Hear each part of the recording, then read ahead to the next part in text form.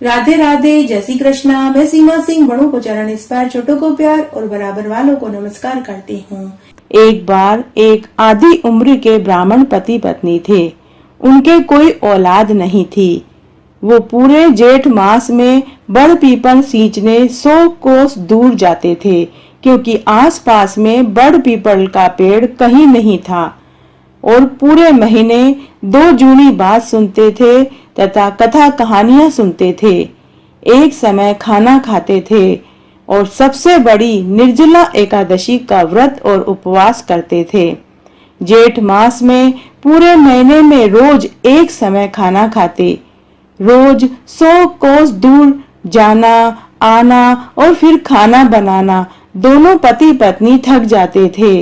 एक दिन ब्राह्मण से बोली, अगर हमारे बहू होती तो घर का सारा काम कर लेती, रोटी बना लेती, पानी भर लेती, दिया बत्ती कर लेती। 100 कोस दूर जाना फिर वापस आना, रोटी बनाना, मैं बहुत थक जाती हूँ। मेरे हाथ पैर में भी दर्द होने लगता है। अगर बहू होती तो पांव भी दबा देती। तब ब्राह्मण बोला, अरे भगवान, बिना बेटे के भी कोई बहू आती है? तब ब्राह्मणी बोली, हमारे पास इतना धन है, हमारे मरने के बाद ये किस काम का? आप ऐसा करो, ये माया धन दौलत दे दो और मुझे तो बहू ला दो। तब ब्राह्मण बोला, हमारे गांव के आस पास के सभी 10 गांव वाले तो हमें जानते हैं और उन्हें मालूम है कि हमारे कोई औलाद नहीं है, हमें बेटी कौन देगा? हाँ, मैं ऐसा कर सकता हूँ, किसी अनजान गांव में जाता हूँ और कोशिश करता हूँ। तब ब्राह्मणी ने उसे 10 सोने के सिक्के और रास्ते के लिए आटे और दाल भी दिया। ब्राह्मण दूर नगरी में अनजान गांव में गया। वहां चौपाल के पास 5-6 लड़कियां खेल रही थी। वे सभी अनजान पुरुष को देखकर भागने लगी, लेकिन उनमें से एक लड़की बहुत समझदार थी। वह बोली, अरे तुम क्यों भाग रही हो? यह भी एक भला आदमी है, इसे भी किसी से मिलने जाना होगा। तब ब्राह्मण उस लड़की को देखकर समझ जाता है कि यह बहुत समझदार है, यही मेरी बहू बनने के लायक है। वह ब्राह्मण उस लड़की के साथ साथ उसके घर तक जाता है। तब वह लड़की अपनी माँ से कहती है कि माँ, कोई अनजान व्यक्ति हमारे घर के बाहर खड़ा है। माँ ने कहा, जाओ उन्हें बुला लाओ। तब माँ खुद बाहर आती है और ब्राह्मण देवता से कहती है, आओ ब्राह्मण, बैठो, किस गांव से आप आए हैं और आपको क्या काम है? तब ब्राह्मण ने बताया कि मेरा बेटा काशी पढ़ने गया है, उसके लिए मैं लड़की ढूंढ रहा हूँ। मुझे आपकी लड़की बहुत समझ में आई है। क्या आप अपनी लड़की की शादी मेरे लड़के से कर देंगी? लेकिन मेरा लड़का तो काशी पढ़ने गया हुआ है। मैं चाहता हूँ कि आप अपनी लड़की की शादी तलवार से करवा दें। लड़की की माँ शादी के लिए राजी हो जाती है। तब दूसरे दिन ब्राह्मण तलवार से लड़की की शादी करवा दी जाती है और ब्राह्मण बहू को विदा कराकर घर ले आता है। ब्राह्मणी बहू को देखकर बहुत खुश होती है और उसे घर की सारी जिम्मेदारी सौंप देती है।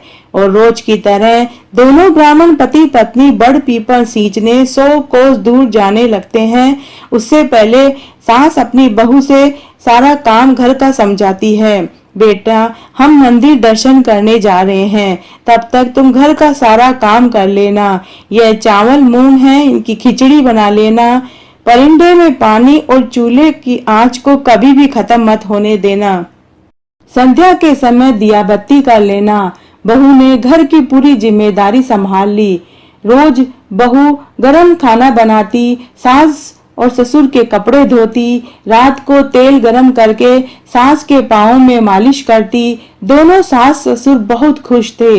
लेकिन एक दिन सास ससुर के मंदिर जाने के बाद परिंदे का पानी और चूल्हे की आंच खत्म हो जाती है।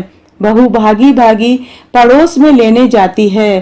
पड़ोसन ने बहू को बढ़िया पट्टी पड़ा दी। बहू को बाहर की हवा लग गई। पड़ोसन ने पूरी बात बताई कि अरे, बूढ़े बुढ़ियों के तो कोई औलाद ही नहीं है। बहू बोली, नहीं, उनका बेटा तो काशी पढ़ने गया है। तब पड़ोसन ने कहा, क्या तुमने देखा है? हमने तो आज तक उनका बेटा नहीं देखा। तब बहू बोली, अब मैं क्या करूं? तो पड़ोसन ने उसे सीख सिखाई कि तुम संध्या को दिया बत्ती मत करना, अलूना खाना बना देना, खिचड़ी में नमक मत डालना, खिचड़ी में से कंकर मत निकालना और घर की चाबी भी मांग लेना। फिर क्या था, बहू पड़ोसन की सिखाई सीख में आ गई। उस दिन शाम को सास ससुर घर आए तो उन्हें घर में अंधेरा दिखाई दिया। सास ससुर बोले, बहू आज घर में अंधेरा क्यों है? तो बहू बोली, सासू जी आपको तो एक दिन अंधेरे से ही डर लग रहा है, मेरा तो पूरा जीवन अंधकार में हो गया है। सास ससुर चुप हो गए। फिर खाना खाने बैठे तो खाना अलूना और खिचड़ी में कंकर निकला। तब सास ससुर बोले, बहू आज तुमने खाने में नमक नहीं डाला है और खिचड़ी में भी कंकर आ रहे हैं। तब बहू बोली, सासू जी एक दिन अलूना खाना खा लोगे तो कुछ नहीं बिगड़ेगा, मेरा तो पूरा जीवन आपने अलूना कर दिया है। सास ससुर चुपचाप खाना खाकर सोने चले जाते हैं। तब सास बोलती है, सुनो जी, मुझे लगता है कि बहू को बाहर की हवा लग गई है। ससुर बोले, मुझे तो मालूम था एक दिन ऐसा होगा। सुबह ना तो बहू ने पानी पिलाया ना ही चाय। जब सास ससुर मंदिर जाने लगे तो बहू ने घर की चाबी मांगी। सास ससुर ने घर की चाबी दे दी और कहा कि बेटी, हमारे रहते भी ये तेरा ही है और हमारे मरने के बाद भी ये तेरा ही है। कल जो हम तुझे देते तो तुम आज ही संभाल लो। चाबी देकर सास ससुर मंदिर चले जाते हैं। उस दिन निर्जला एकादशी का दिन था। सास ससुर ने उपवास रखा था। 100 कोस दूर बड़ पीपल सींचने और 2 जूनी बात सुनने चले गए। पीछे से बहू ने सभी कमरों का ताला एक एक करके खोल कर देखा तो किसी में गेहूं भरे थे, किसी में अनाज, किसी में कपड़े। उसने 8वां कमरा खोला तो देखती ही अचंभे में पड़ गई कि वहां तुलसी का बिरला, बड़ पीपल का पेड़, झरना बह रहा था, पवित्र नदी बह रही थी। पंगत लगाकर एक बहुत सुंदर युवक तुलसी की माला फेर रहा था और राम राम राम बोल रहा था। बहू बोली, तुम कौन हो? युवक बोला, मैं तुम्हारा पति। बहू बोली, तुम तो काशी पढ़ने गए हुए थे, तुम कब आए? तो सुंदर युवक बोला, मैं कल ही आया हूँ। तो बहू बोली, चलो बाहर, तुम्हारे माता पिता देखेंगे तो बहुत खुश हो जाएंगे। लेकिन युवक बोला, नहीं, जब मेरे माता पिता मुझे खुद लेने आएंगे तभी मैं बाहर आऊंगा। बहू बहुत खुश हुई। उसने वापस सब कमरे वैसे ही बंद कर दिए जैसे पहले बंद थे और खूब उसने 16 श्रृंगार किए, मेहंदी लगाई, लाल जोड़े के कपड़े पहने। शाम को सास ससुर के लिए उपवास का खाना बनाया। कुट्टू के आटे की पूड़ी, साबूदाने की खीर, सिंगाड़े के आटे का हलवा व सेंधा नमक की आलू की सब्जी बनाई। घर में खूब दिए जलाए। शाम को थके हारे सास ससुर आए तो बहू ने खूब आव भगत की, उनके हाथ पैर धुलवाए, उन्हें चौकी पर बैठाकर खाना परोसा। सास ससुर मन ही मन सोचने लगे कि बहू तो घर की चाबी लेकर ही खुश हो गई है, चलो कोई बात नहीं। रात को जब सास ससुर सोने गए तो बहू ने तेल की मालिश सासू के पांव में करने लगी और बोली, सासू जी आप इतनी दूर बड़ पीपल सींचने जाते हो जबकि हमारे घर में ही मंदिर है। पीपल देवता है, बड़ पीपल है, तुलसी का बिरला है, शिव मंदिर है, राधा दामोदर जी का मंदिर है, लक्ष्मी नारायण है, साथ ही आपका बेटा भी वहीं तुलसी माला फेर रहे हैं। सास ससुर चौंक गए, उठकर खड़े हो गए। बहू आगे बोली, जब मैंने आपके बेटे को कहा कि बाहर चलो तो वो बोले कि मेरे माता पिता मुझे लेने आएंगे तभी मैं बाहर आऊंगा। उस रात किसी को भी नींद नहीं आई। सुबह का इंतजार करते ही उनकी आंखें खुली रही। सुबह जल्दी उठकर नहा धोकर सास ससुर तैयार हो गए। बहू उन्हें अंदर कमरों में से 8वें कमरे में लेकर गई तो वहां पवित्र नदी बह रही थी, तुलसी का बिरला था, बड़ पीपल थे, जी का व राधा दामोदर जी का मंदिर था, लक्ष्मी नारायण का मंदिर था। वहीं एक सुंदर युवक तुलसी माला फेर रहा था। माता पिता ने कहा कि बेटा हमारे तो कोई औलाद ही नहीं थी। तब वह युवक बोला, मुझे तो निर्जला ग्यारस माँ ने आपके लिए भेजा है। तब गांव वालों के सामने बूढ़े ब्राह्मण पति पत्नी को यह साबित करना था कि क्या सच में यह ब्राह्मणी का पुत्र है।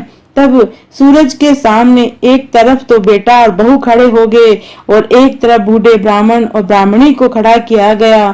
तब ब्राह्मणी के स्तन से दूध की धार युवक के मुंह पर जाकर गिरी और बहू के घूंघट पर जाकर गिरी। तब सत्य की जीत हुई। निर्जला ग्यारस माता, जैसे आप ब्राह्मण पति पत्नी पर खुश हुए, वैसे सबके ऊपर होना, कहने वाले को, सुनने वाले को और उकारा भरने वाले को। और जैसे बहू को पति मिला और ब्राह्मण और ब्राह्मणी को बेटा मिला, वैसे सबको मिले, कहने वाले को, सुनने वाले को और उकारा भरने वाले को। घटती हो तो पूरी हो, पूरी हो तो परवान चढ़े, भूले बिसरे नाम तेरे भंडार में पड़े।